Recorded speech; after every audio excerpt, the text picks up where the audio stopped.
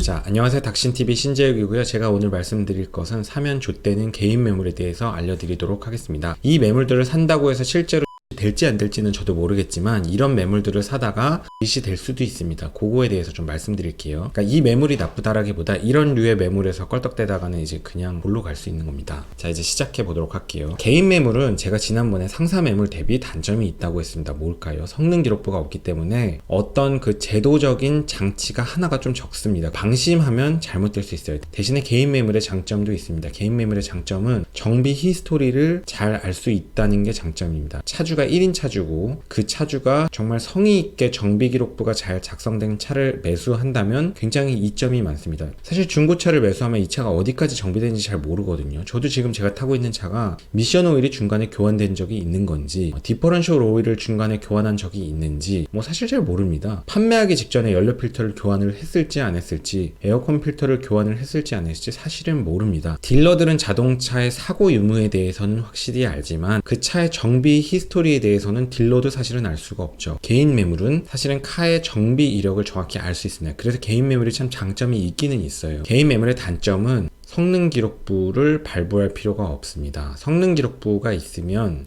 정식 상사를 통한 매매 계약의 경우는 그 성능 기록부가 잘못 고지되었을 경우는 제가 말씀드렸지만 어떤 행정적인 조치를 취할 여지가 있죠. 자, 근데 개인 매물은 그런 게 없습니다. 그러니까 잘못하면 정말 좆될 수 있다. 자, 시작해 볼게요. 제가 이걸 모자이크를 다 할게요. 이게 개인 매물이고 지금 판매 중인 매물이기 때문에 좀 노출시키기가 좀 그렇습니다. 자, 개인 판매자기 때문에 여기 개인이라고 표시가 되고요. 여기 원래는 성능 기록부를 클릭할 수 있는 자리인데 개인 판매의 경우는 성능 기록부 발부가 필요가 없습니다. 매매 상사를 통한 거래일 때, 그러니까 딜러 매물은 성능 기록부를 발부해야 되는 게 법적으로 해야 하는 요건인데요. 개인 매물은 성능 기록부가 필요가 없어요. 그러니까 이 자리가 그냥 개인이라고 표시가 됩니다. 자, 그 다음에 보험 이력은 매물을 등록할 때 보험 이력을 공개할지 말지를 체크하는 체크박스가 있는데 이 차주의 경우는 체크를 안 했어요. 왜 안 했을까요? 여러분이 물건을 판매하는데 그 매물이 정말 무사고차예요. 이 차 진짜 무사고차입니다 라고 어필하고 싶으면 보험 이력을 공개를 하겠어요? 안 하겠어요? 정말 무사고차인데 보험 이력을 공개를 안 할까요? 당연히 하죠. 왜? 조금이라도 돈을 더 받고 싶고 조금이라도 더 물건을 빨리 판매하고 싶다면 당연히 공개를 합니다. 근데 이 차주는 왜 그런지 모르겠지만 어떤 이유에서 공개를 안 했어요. 자, 설명을 볼게요. 자, 개인 매물은 차량 설명이 중요합니다. 왜냐하면 개인이 다 정비를 해오면서 그 차에 대한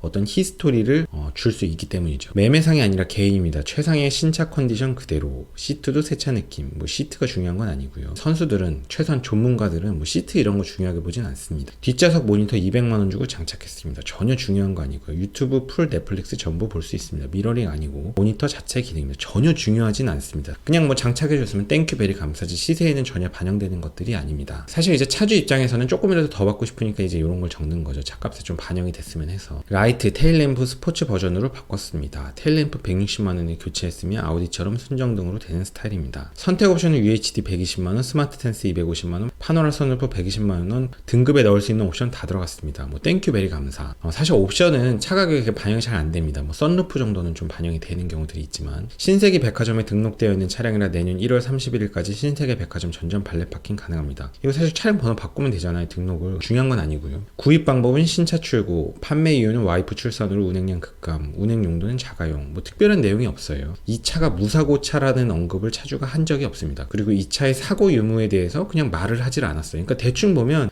되게 좋은 차인 것 같다는 생각이 듭니다. 자, 이제 카 히스토리를 조회를 해보도록 하겠습니다. 자, 카 히스토리를 여기서 조회할 수 없으니까 여러분이 카 히스토리라는 사이트에 가셔서 결제를 하고 조회를 할 수 있습니다. 보험 이력은 공시되는 자료입니다. 돈만 내면 누구나 다 조회할 수 있어요. 이제 엔카 사이트 상에서는 차주가 오픈을 안 시켰을 뿐인 거지 우리가 그냥 내 돈 내고 보고 싶으면 보면 됩니다. 여러분 길 가다가 멋있게 생긴 건물 있으면 그 건물 주인 누군지 알고 싶으면 등기부 떼어보면 됩니다. 등기부는 공시되는 자료죠. 똑같습니다. 자, 조회를 해보면 내 차 피해 보험 처리 내역이 1163만원 있고요. 상대차 가해는 188만원 있고 미확정 사고도 있습니다. 무슨 내용인지는 좀 자세히 봐야 될 것 같아요. 다행히도 이제 전손 사고는 없고요. 이 차는 소유자 변경 이력은 없습니다. 실제로 이 차주가 신차로 출고한 건 맞네요. 자, 18년도 2월 달에 256만원짜리 사고 있고요. 이 정도는 괜찮습니다. 별건 아니라고 봐요, 사실. 18년도 3월에 140만원짜리 사고 있습니다. 이 정도도 괜찮습니다. 18년도 3월에 47만원짜리 사고 있습니다. 이 정도도 괜찮습니다. 18년도 17년도 12월에 125만원짜리 사고 있습니다. 뭐 괜찮습니다. 18년도 12월, 작년 말에 490만원짜리 사고 있습니다. 상대차고는 180만원이고요. 이거는 그렇게 괜찮진 않습니다. 수리 가격이 이제 국산차 기준으로 한 200만원을 넘기 시작하면 그래도 이제 범퍼 이상 사고인데, 이 500만원이면 무슨 사고인지는 좀 사실은 알아봐야 되거든요. 그러니까 이 정도면은 거의 뭐 팬더, 범퍼, 본네트까지 먹었을 수도 있는 사고인데, 소위 얘기는 3박자 사고 정도 가능한 사고인데, 뭐 이제 인사이드 안에 뼈다구까지 먹었는지 모르겠지만, 그거는 모르겠지만 어쨌든 뭐 사고가 좀 있긴 있는 것 같아요. 그쵸? 자, 19년도 1월에 93만원, 뭐 이건 별건 아니고요. 이 차주는 보험 처리를 계속 하는 차주 같아서 이거 외에 사고는 없을 것 같긴 합니다. 자, 근데 19년도 6월 27일, 이거 완전 최근인데요. 아직 미확정 사고가 있습니다. 뭔가 사고가 있었어요. 사고가 났고 그 수리가 완전히 끝나지 않으면 미확정으로 처리가 되긴 합니다. 그러니까 이거는 뭐 아직은 안 나온 것 뿐이고 별거 아닐 수도 있습니다. 뭐 보험회사에 전화를 해보면 어느 정도 나오는지 대충 알려준다는 얘기도 있기는 해요. 어쨌든 제가 하고 싶은 얘기는 뭐냐면, 이 차를 사면 좆된다는 얘기는 아닙니다. 이 차를 산다고 뭐 그렇게 크게 문제가 되겠냐마는, 그래도 이제 500만원짜리 사고 정도 있었으면 뭔 사고가 좀 있었던 거 아니에요. 정말 선의의 판매자라면 뭐 예전에 뭐 팬더 판금한 적 있고 뭐 범퍼 교환한 적 있고 500만원짜리 사고 있었지만 그거는 뭐 별것도 아닌 사고였고 다 처리돼서 아무 문제 없습니다 라고 적는 게 원칙인데, 사고에 대한 언급은 사실 이 글을 읽어보면 어디에도 사고에 대한 언급은 없습니다. 그러니까 제 영상을 보시는 여러분들은 이제 1부에서 10부 이상까지 쭉 보셨다면 이제 나름 전문가 대열은 좀 되실 텐데, 이런 글을 읽고 그냥 혹하지는 않으실 거라고 생각합니다. 하지만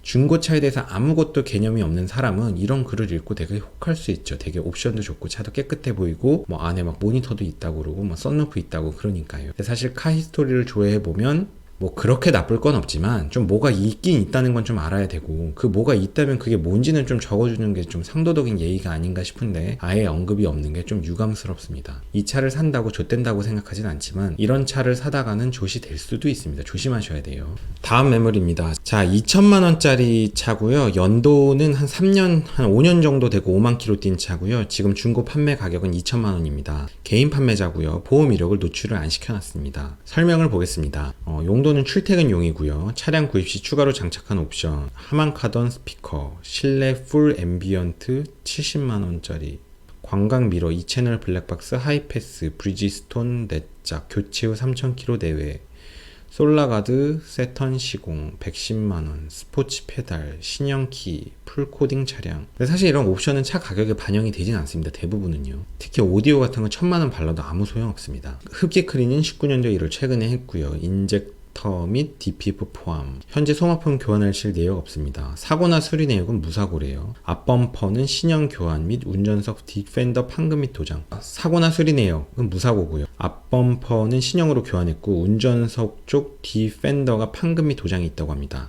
자, 강조하고 싶은 점, 정말 아끼고 탄 차량입니다. 기계 세차 한번 돌리지 않고 주 1회 꼬박꼬박 선세차로 관리했으며 전용 주차장에 있어 문콕 하나 없습니다. 정비 공장 레카 쪽 일을 하고 있어 예방 정비 및 소모품은 주기 전에 교체했으며 BSI 19년 9월까지 남아있습니다. 차량 상태는 일단 오셔서 말씀을 나눴으면 좋겠다고 하시니까 저는 좀 약간 무섭다는 생각이 드네요. 카히스토리를 조회를 해보도록 하겠습니다. 자, 제가 조회를 해봤는데 내 차 피해는 4회 1,900만원어치, 1,000만, 10만, 100만, 1,000만.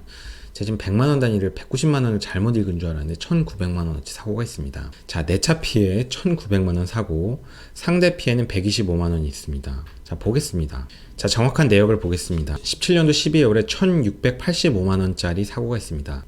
이게 아무리 수입차라고 하지만 수리비가 이제 1,600만원 정도 들면요, 굉장히 큰 사고죠. 거의 뼈다구 먹은 사고라고 보면 됩니다. 아니면 차가 그냥 한 바퀴 굴렀든지요. 그러니까 뭐 에어백 다 터지고 그랬겠죠. 이 정도 가격이면. 이거는 전형적인 그냥 사고차입니다. 근데 이제 판매자는 여기 무사고라고 적어놨어요. 무슨 생각으로 무사고라고 적었는지 모르는데, 사실 성능 기록부가 없으니까 저도 할 말은 없지만 앞범퍼 교환 및 운전석 디펜더 판금 및 도장, 그러니까 이것만 보면 그냥 껍데기만 문제 있는 거, 껍데기는 그냥 범퍼는 신형으로 교환한 거고 뒤쪽 펜더 판금만 있다. 여러분, 판금은 아무 상관없거든요. 이게 다 껍데기 사고만 있으니까 이거는 뼈다구 사고가 없는 무사고 차량이다라는 걸 강조하고 있는데, 카히스토리에 보면 1,685만원짜리 사고가 있거든요. 도대체 뭘까요? 자, 여러분이 저한테 물으시면 저도 모릅니다. 알 수가 없어요. 이거 뭐 성능 기록부가 있다면 뭔지 알 수 있겠지만 이 차는 알 수가 없습니다. 왜? 성능 기록부를 발부할 필요가 없는 차니까요. 왜? 개인 매물이니까. 자, 17년도 4월에 57만원 사고 있고요. 이건 별거 아니고, 뭐 상대차 64만원 별거 아닙니다.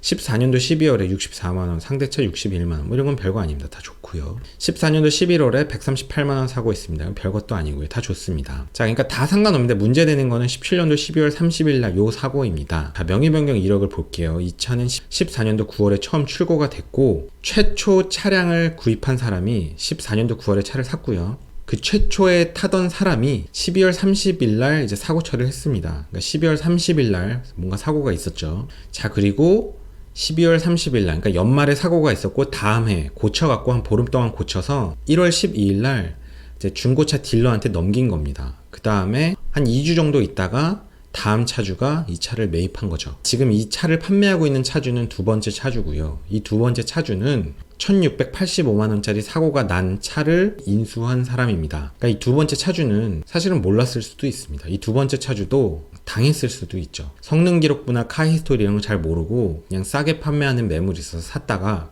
이제 정비하고 고치러 다니다 보니까 차가 좀 이상하고 밸런스도 안 맞고 좀 뭔가 이상한데 어디 정비소에서 정비 받다 보니까 완전히 그냥 뼈 따고 다 그냥 다 부서진 차인 거예요. 그러니까 너무 충격을 먹어서 재판매하는 겁니다. 그래서 이제 딜러한테 판매를 하려고 내놨더니 딜러는 이제 선수들이니까 알죠. 보험 처리 딱 봐도 이거 사고차고 성능 기록부 발부해 보면 막 뼈 따고 사고 다 있습니다. 그러니까 이 차를 인수를 하는데 제값을 안 주겠죠. 그냥 아주 헐값을 받을 겁니다. 그러니까 판매자가 도저히 그 가격에는 이제 판매를 할 수가 없는 거예요. 예전에 샀던 가격을 생각하면 그것도 분한데다가 또 판매를 하려고 봤더니 또 딜러가 와갖고 얼토당토한 가격을 부르니까 개인 매물로 내놓고 이제 판매하는 거겠죠. 근데 이런 거는 참 이 무사고라고 적은 게 도대체 무슨 근거인지 알 수가 없습니다. 무슨 근거인지 모르겠고요. 오셔서 차량 보시고 말씀 나눴으면 합니다라고 하는데 갈 필요는 없는 것 같습니다. 제 생각에. 그리고 제가 이 판매자가 사기꾼이라는 건 아닌데요. 여러분 사기꾼은 굉장히 친절하고 젠틀합니다. 여러분 그런 거는 되게 사기꾼들 보면은 막 커피 한 잔 나눴으면 좋겠다고 하면서 뭐 커피 대접하고 되게 막 푸근하고 인상이 좋습니다. 여러분 간첩은 이제 간첩같이 안 생겼다는 얘기가 있죠. 간첩은 완전히 그냥 전형적인 서울 사람이고 서울 말투를 쓰는 피부가 아주 하얀 세련된 사람입니다. 간첩은 우리가 생각하는 간첩처럼 생기지 않았어요. 사기꾼은 나 사기꾼이야 하면서 사기치지 않습니다. 이 매물이 나쁘다는 건 아니지만 정말 무사고일 수도 있지만 정말 그냥 껍데기만 싹 다 교환하면 뭐 1600만원 나올 수도 있겠네요. 본네트, 좌우 팬더, 문짝 4개 다 갈고 뒤에 트렁크, 껍데기만 교환된 차니까 무사고 차고 1600만원이 나올 수도 있을 것 같긴 하지만 뭐 가능성이 거의 없겠죠. 그러니까 이 차는 제가 볼 때는 사고차일 가능성이 높고 이거는 신뢰할 수가 없습니다. 이런 거 사면 뭐 그냥 좆되는 거죠. 자, 이제 다음 차량 보겠습니다. 이 차는 이제 개인 매물이고요. 보험 이력을 오픈해 놨습니다. 열어볼게요. 명의 변경 이력 없고요. 보험 처리 이력 전혀 없습니다. 완전히 깨끗한 차고 자차 보험을 들고 타지 않은 기간도 없습니다. 자, 설명을 읽어볼게요.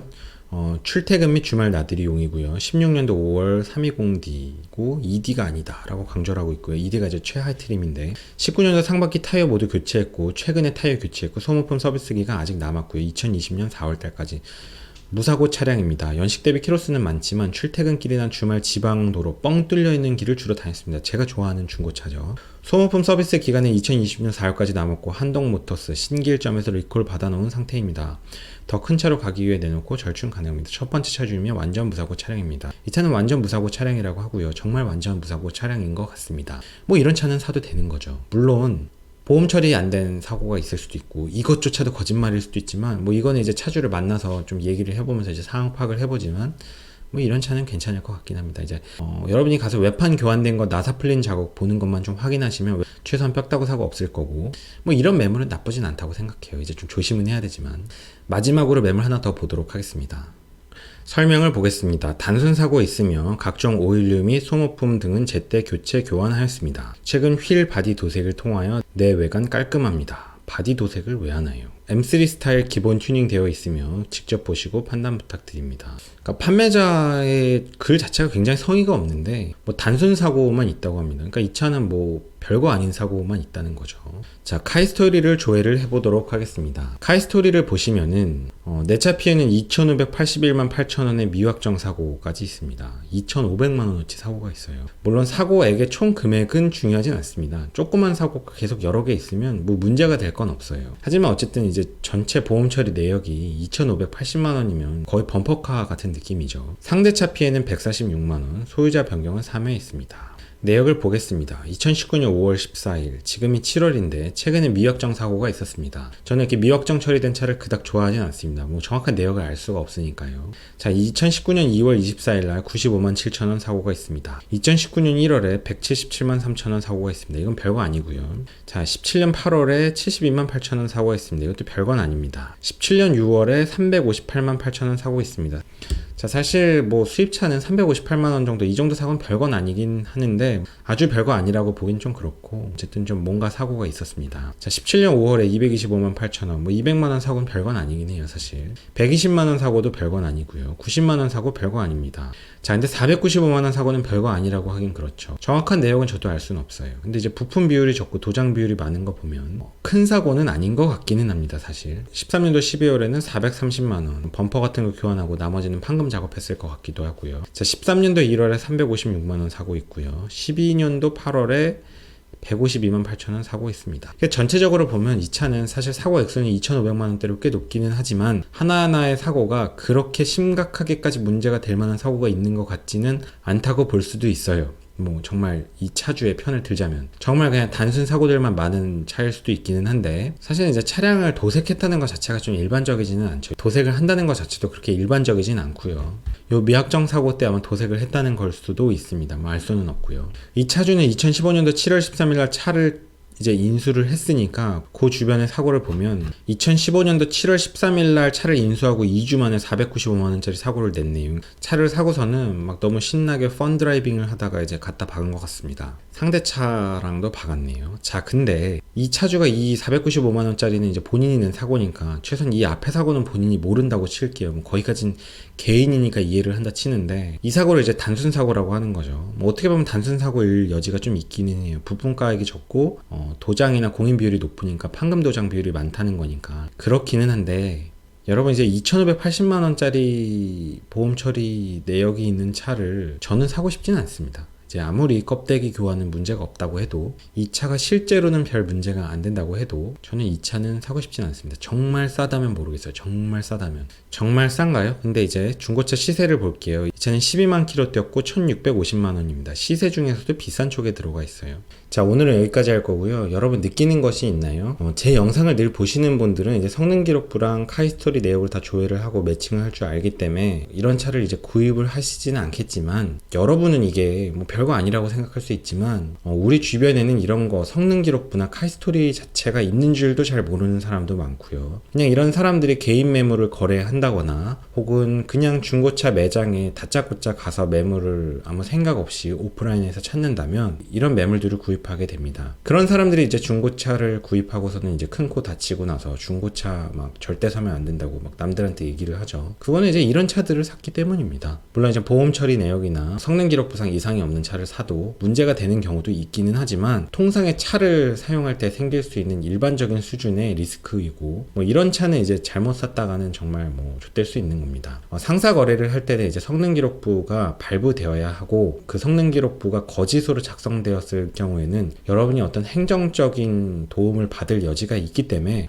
그거를 함부로 거짓말로 할 수 없고, 어쨌든 최종 판단 시점에 교환 내역이 어디까지 있는지, 판금 내역이 어디까지 있는지를 일단 제3자한테 좀 공증을 받을 수 있는 형태인데, 개인 매물은 이제 그런 게 아니기 때문에, 개인 매물은 판매자가 이제 작심을 하고 속이려고 작정을 한다면 정말 그냥 작심을 하고 속일 수 있고, 뭐 이런 류의 매물을 판매를 하고 나서 뭐 사실은 거래가 끝나면 그냥 끝나는 겁니다. 뭐 중고 매물을 판매하는데 뭐 사실 이거 단순 사고라고 주장하면 단순 사고일 수도 있긴 있어요. 이게 지금 제가 오늘 하고 싶은 얘기는 개인 매물이 무조건 나쁘다는 것도 아닙니다. 개인 매물의 좀 장점도 있어요. 개인 매물의 장점은 제가 다음에 영상에서 말씀드리도록 하겠고, 어쨌든 이 개인 매물 중에 가끔 진짜 작심하고 속이려고 하면 그냥 진짜 문제 있는 매물을 판매할 수 있는 굉장히 좋은 루트 중에 하나가 개인 매물입니다. 특히 저는 개인 매물까지는 그렇다 치는데, 개인 매물이 특정 기간 안에 차량을 여러 번 판매하면 반복 판매자로 엔카에서 표시가 되는데, 저는 이제 반복 판매자의 매물을 가장 안 좋게 봅니다. 그거는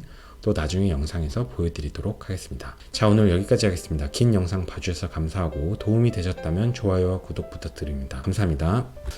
오늘 금요일 저녁 9시 45분인데 저도 먹고 살려고 지금 본업이 유튜버다 보니까 이런 영상 찍고 있네요.